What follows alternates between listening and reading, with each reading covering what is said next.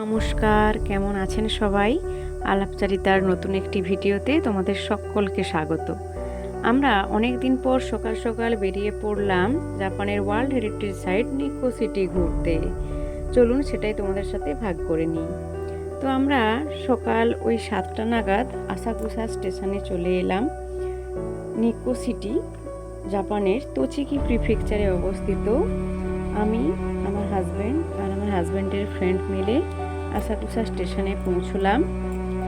আমরা তবুনিকো limited express ধরে directly তবুনিকো স্টেশনে পৌঁছে যাব। টিকিট ফেয়ার ওই পার অ্যাডাল্ট পারসন 3050 ইয়েন মতো।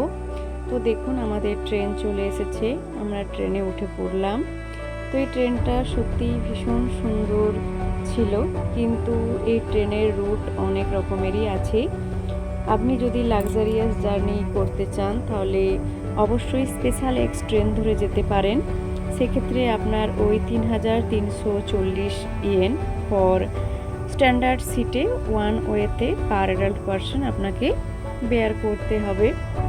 এছাড়াও আপনি যদি জেআর শিনকানসেন ধরে জেআর নিক্কো স্টেশনে যেতে পারেন, সেক্ষেত্রে আপনাদেরকে টোকিও স্টেশন থেকে শিনকানসেন ট্রেন নিয়ে উৎসুনোমিয়া স্টেশন হয়ে জেআর নিক্কো স্টেশনে যেতে হবে। সেক্ষেত্রে আপনাদেরকে ওই 5260 ইয়েন মতো ওয়ান ওয়েতে পার অ্যাডাল্ট পারসন বেয়ার করতে হবে। দেখুন আমাদের ট্রেন ছেড়ে দিল। তো জানেন এই ট্রেনটাতে আমাদের টোটাল প্রায় 1 ঘন্টা 50 মিনিটের মতো টাইম লেগেছে। বাট টোকিও দিয়ে যে আপনি শিনকানসেন ট্রেনে করে গেলে সেক্ষেত্রে আপনাদের ওই 2 ঘন্টার একটু বেশি টাইম লাগতে পারে। তো দেখুন বাইরের দৃশ্য উপভোগ করতে করতে আমরা নিক্কো স্টেশনে পৌঁছে গেলাম। নিক্কো স্টেশন থেকে আমরা নিক্কো বাস স্ট্যান্ডে পৌঁছে গেলাম। জানো তো এখান থেকেই আমরা ওয়ার্ল্ড হেরিটেজ সাইট বাস ধরে সাইট সিনে গিয়েছিলাম। আপনারাও কিন্তু এখানে এসে সাইট সিন করতে যদি বাসেই যেতে পারেন, বাসেই আমার মনে হয় বেস্ট হবে। তো কেউ প্রাইভেট কার অপশন থাকলে সেটাও নিতে পারেন, কিন্তু বাসে জানেন তো বেশি টাইম লাগে না, ওই 15 মিনিট মতো। আর আপনি যদি হেঁটে পুরো সাইডটা কভার করতে চান তাহলে ওই 30 মিনিট মতো টাইম লাগবে। তো আমরা চলে এলাম এই হেরিটেজ সাইট কভার করতে। প্রথমেই আমরা রেনোজি টেম্পল ভিজিট করতে চলে এলাম। দেখুন এটা রেনোজি টেম্পলের বাইরের পরিবেশটা দেখুন ঠিক কতটা সুন্দর। এই গেট দিয়েই আপনাদেরকে রেনোজি টেম্পলের ভেতরে প্রবেশ করতে হবে। বেশ অনেকগুলো সিঁড়ি পেরিয়ে আপনি অসাধারণ সুন্দর গেটের কাছে উপস্থিত হবেন এবং ভেতরে প্রবেশ করবেন। এই রেড কালারের এই বুদ্ধিস্ট মঙ্কটি মন্দ লাগেনি। চারিদিকের এই গ্রিনারির মাঝে দুর্দান্ত লেগেছিল আমার। তবে ফল সিজনে পরিবেশটা হয়তো আরও কিছুটা সুন্দর লাগবে, বাট আমার তো এই সবুজের মাঝে বড্ড সুন্দর লেগেছে। পরিবেশটা দেখুন। জানেন এই মন্দিরে ঢোকার আগে সবাই দেখলাম এখানের এই জলটা নিয়ে হাত মুখ ধুয়ে প্রবেশ করছে। তো আমিও চলে গেলাম, জল নিলাম এবং হাত ধুয়ে আমি এই মন্দির প্রবেশের উদ্দেশ্যে গেলাম। এটা মন্দিরের ব্যাক ভিউটা দেখুন কত সুন্দর। নজি টেম্পল আমরা কাভার করে নিয়েছি। তারপর আমরা এই সুন্দর লাস্যময়ী রাস্তার মধ্য দিয়ে হাঁটতে শুরু করলাম। আপনারাও যদি জাপান ঘুরতে আসতে চান তাড়াতাড়ি চলে আসুন।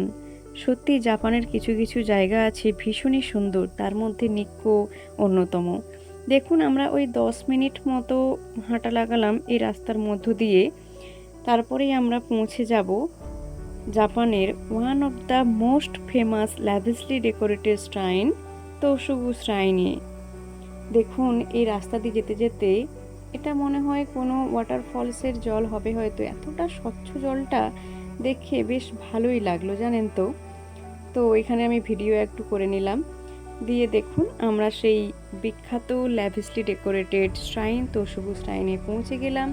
এখানেও বেশ অনেকগুলো সিঁড়ি পেরিয়ে আপনাকে এই গেটের কাছে আসতে হবে। আসলে এই শ্রাইনের 3টে পার্ট আছে। প্রথমে আপনি এই সিঁড়ি দিয়ে উঠে আসলেই এই ফ্রন্ট সাইডটা পেয়ে যাবেন। দেখুন এই ফ্রন্ট সাইডটা বেশ সুন্দর কিন্তু। আর এই তোসুগু শ্রাইনটা এটা সেন্ট্রাল নিক্কোতেই অবস্থিত। আর এটা ওয়ার্ল্ড হেরিটেজ সাইট হিসেবে ভীষণ জনপ্রিয়, জানেন তো। তোশুকু শ্রাইনের প্রবেশের প্রথমেই পড়বে আপনার এই 5 স্টোরি প্যাগোডা। দেখুন রেড কালারের এই 5 স্টোরি প্যাগোডার ভাস্কর্য সত্যিই অনবদ্য, এবং চারিদিকে গ্রিনারির মাঝে পরিবেশটা অসম্ভব সুন্দর লেগেছিল। এই দেখুন আমি টিকিট কেটে ফেললাম, মানে আমরা সকলেই টিকিট কেটে আমরা তোশুকু শ্রাইনের মধ্যে প্রবেশ করতে এগিয়ে চললাম। এই দেখুন গেটে অবশ্যই আপনাকে টিকিট শো করাতে হবে। আপনি টিকিট শো করালে তবে আপনি ভেতরে প্রবেশ করতে পারবেন। পার অ্যাডাল্ট ওই আপনার 1600 ইয়েন মতো নিয়েছিল। দেখুন আমরা এবারে ভেতরে প্রবেশ করলাম। কিন্তু আপনি যদি এই তোশুকু শ্রাইনের মিউজিয়াম দেখতে চান তাহলে অবশ্যই আপনাকে ওই 3.5 থেকে 4000 ইয়েন মতো বেয়ার করতে হবে, তবে অবশ্যই সেটা আপনাদের চয়েস। এই অংশটা এই তোশুকু শ্রাইনের গেট থেকে বেরিয়েই আমরা এলাম। এখানে দেখুন এই 3টে মাংকি দেখতে পাচ্ছেন না, এই 3টে মাংকির বিশেষ বর্ণনা আছে কিন্তু। এই আইকনিকভাবে কাঠে খোদাই করা মাংকির চিত্র বর্ণনা করছে see no evil, speak no evil and hear no evil হিসেবে। দেখুন খুব সুন্দর লাগছে কাঠের ওপর খোদাই করা এই চিত্রগুলো, সত্যি মন বা নজর কেড়ে নেওয়ার মতো। তারপর চারিদিকের এই শ্রাইনের সঙ্গে নেচার সবে মিলিয়ে অসম্ভব সুন্দর লাগছিল চারিদিকের পরিবেশটা। দেখুন আপনারা, জাপানের নিক্কো বেসিক্যালি বিখ্যাত এই স্পেকটাকুলার শ্রাইন এবং বিউটিফুল এই নেচারের জন্যই। তো দেখুন চারিদিকটা, এটা কিন্তু আমরা গেট দিয়ে ভেতরে প্রবেশ করার পর এখনো মেন শ্রাইনে আমরা যাইনি। এই তো আমরা মেন শ্রাইনের পথে এগিয়ে গেলাম। এই সিঁড়িগুলো দিয়ে ওপরে উঠতে হবে। এই যে দেখুন এটা শ্রাইনে একদম মেন শ্রাইনের ভেতরে ঢোকার আগের যে জায়গাটা, এখানের ভাস্কর্যগুলো এতই সুন্দর, এবং এখানের এলিফ্যান্ট বা এই ভাস্কর্যগুলো বিভিন্ন ইতিহাসের কথা বলে।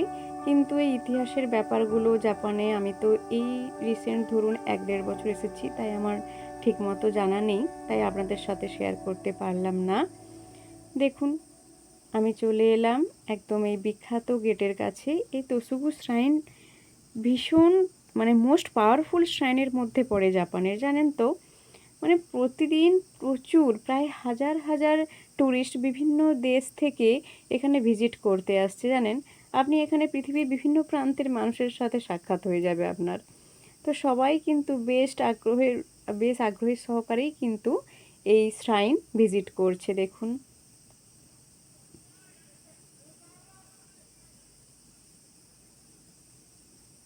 ভাস্কর্যগুলো শুধু দেখুন ঠিক কতটা সুন্দর নিখুঁতভাবে খোদাই করা।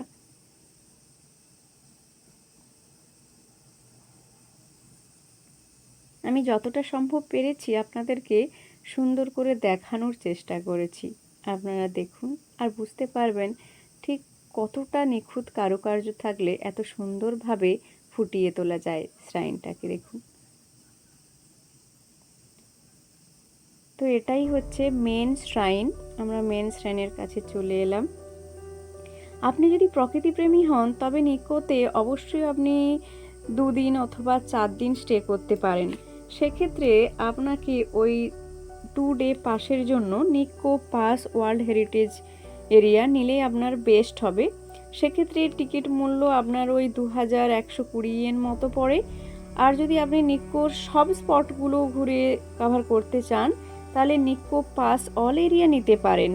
সেক্ষেত্রে আপনাকে নিক্কো পাস অল এরিয়া নিতে হবে 4 ডেজের জন্য, আর আপনাকে বেয়ার করতে হবে ওই 4780 ইয়েনের মতো। আমরা কিন্তু সবগুলো স্পট কভার করতে পারিনি। এই যে দেখুন তারপরে আমরা অনেকগুলো সিঁড়ি পেরিয়ে উপরের দিকে হাঁটছি। কি আছে জানি না, তবে যাই চলুন যে দেখি কি আছে। এই তো চলে এলাম উপরের দিকে। এখানে tomb of the most famous shogun দেখতে পেলাম। বেশ অনেকখানি সিঁড়ি চড়েই এলাম উপরে। আজ প্রচণ্ড গরম ছিল আর এত ঘামছিলাম। দেখুন এই tomb of the most famous shogun, এটা দেখার জন্যই বেশ অনেকগুলো সিঁড়ি চড়ে উপরে উঠে এলাম। আর এখানের পরিবেশটা অসম্ভব সুন্দর ছিল। একদম মেন গেট থেকে ধরলে আপনার ওই 20 থেকে 30, 20 বলবো না, সরি, মানে ওই প্রায় 300 সিঁড়ি হয়ে যাবে। দেখুন এত গরম লাগছিল, আমি লিটারেলি ঘামছিলাম। সবার এই অবস্থা, মানে ওই দিনে হিউমিডিটি প্রচুর ছিল। তো আমরা বাইরের পরিবেশটা দেখুন ঠিক কতটা সুন্দর। এবং আমরা এই গেটে চলে এলাম, এখানে আপনারা স্লিপিং ক্যাট দেখতে পাবেন। আজকে এখানেই শেষ করলাম, নেক্সট পার্ট আসছে শীঘ্রই। আপনারা নেক্সট পার্ট দেখার জন্য অবশ্যই সাবস্ক্রাইব করবেন এবং ভালো লাগলে লাইক কমেন্ট করবেন। সবাই খুব ভালো থাকবেন, সুস্থ থাকবেন। টাটা। আর ভালো লাগলে সাবস্ক্রাইব করে দেবেন। Thank you.